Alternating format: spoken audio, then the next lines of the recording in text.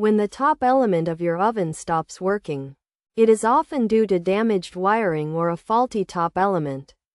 To address this issue, start by checking the oven's wiring. Begin by unplugging the oven and removing the rear access panel to inspect the wires connected to the top element. If the wires are frayed, bent, or broken, replace them and then restore power to the oven to see if the top element works. If it still doesn't work, the top element itself may need to be replaced. To do this, unplug the oven, open the door, and remove the racks. Then, unthread the mounting screw that secures the top element to the back panel. Gently pull out the top element, and disconnect the wires from the slip-on connectors.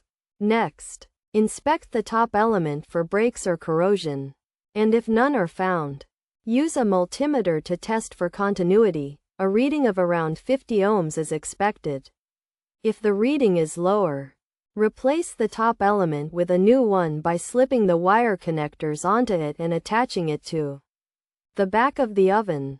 After completing the replacement, restore power and test the oven. Throughout the repair process, be sure to consult your oven's manual for guidance. By following these steps, you should be able to resolve the issue with your oven's top element.